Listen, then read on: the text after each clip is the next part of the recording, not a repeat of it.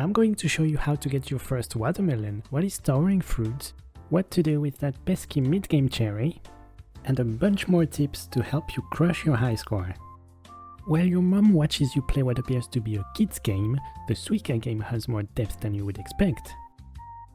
The rules are simple. Drop fruits into the container, make 2 identical fruits touch to merge them into a bigger fruit, and you earn points when you successfully merge fruits, and the game ends when there is no more room in the container. Despite its cute appearance and smiley faces, it can be surprisingly stressful and trigger anyone. So, how do you become a pro at it? First, let's take a look at the fruit list, their order and their respective size. You start with the cherry, the strawberry, the grapes, the orange again, the apple, the melon, the peach, the pineapple, the melon,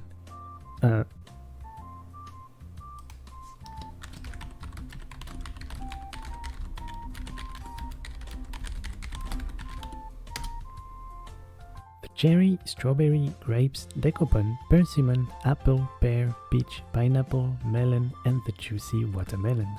While it seems like the fruits are gradually getting larger, that's not entirely true. There are 3 things to note here. Grapes and decopon are almost the same size. Pineapples are the smallest in terms of size ratio, and apples are the largest. This means you should avoid having apples lying around when grinding for points, but more on that later. Speaking of points, combining 2 cherry gives you 1 point, 2 strawberries for 3 points, 2 grapes for 6, and so on. The bigger the fruit, the more points you get.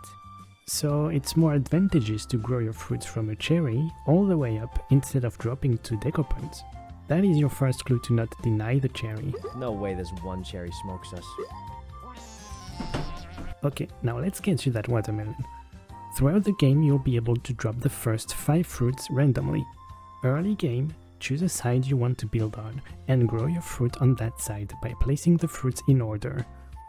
If you messed up and placed a smaller fruit that is not following the size order, prioritize growing that fruit. The idea here is to get the biggest fruit possible on one side and avoid the leftovers. At this stage, you can still recover from a bad placement until you get your first pair. Mid-game starts when you run out of space at the bottom and need to start building up. This is when you start towering fruit, which means you place small fruits on top of their bigger version without them falling apart, and always touching, creating a tower until you get the desired fruit to combo your tower. The tower doesn't have to lean on one side, but can go left and right as long as each fruit are touching in order from top to bottom. The important thing to keep in mind here is to always have big fruits at the bottom and smaller fruits at the top. J'aime bien. Small fruits can slide down and trigger a combo that you gave up on.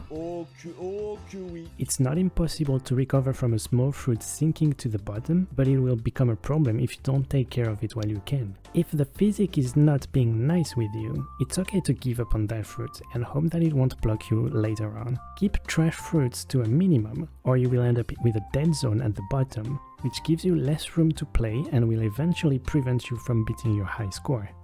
At this point you should have a melon ready and some more room to grow another one. If your melon is not on the side, keep building your fruits on one side and it will eventually shift to the other side. Tower your fruits and combo them. You can use the top of the melon for fruits you don't immediately need, grow your second melon, and get your well-deserved watermelon.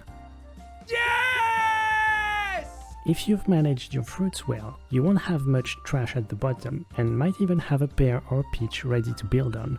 Now the goal is to aim for the legendary double watermelon. The strategy remains the same, but you have less room to play with. Take your time to look at your fruit tower, potential combos, and the fruits you need. Remember that the cherry is the seed of your success. Don't hesitate to drop one and grow it with your other small fruits until you get a decopon. The decopon is always better than a grape to leave around as it's not much bigger.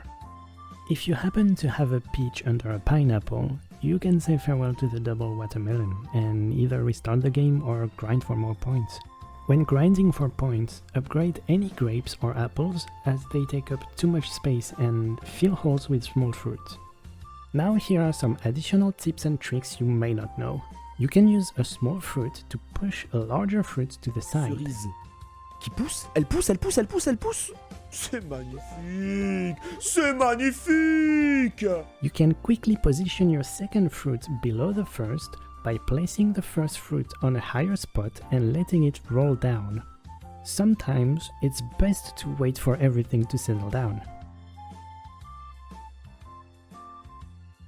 Always keep an eye on your next fruit. Two identical fruits in your peaks guarantee a higher fruit. You also don't want to accidentally block access to a fruit if your next fruit is the one you need. Focus on your fruit tower as a whole, not just the top. Stacking fruits from big to small guarantees a combo.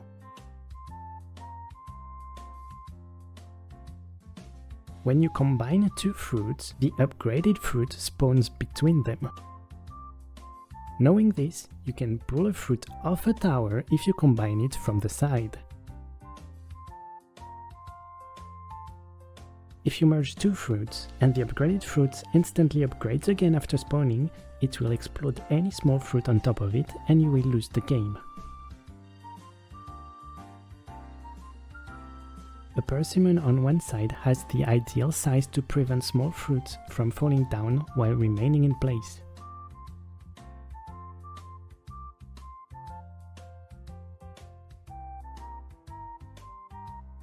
And finally, the height limit of the game is actually the cloud, not the top of the container. And there you have it!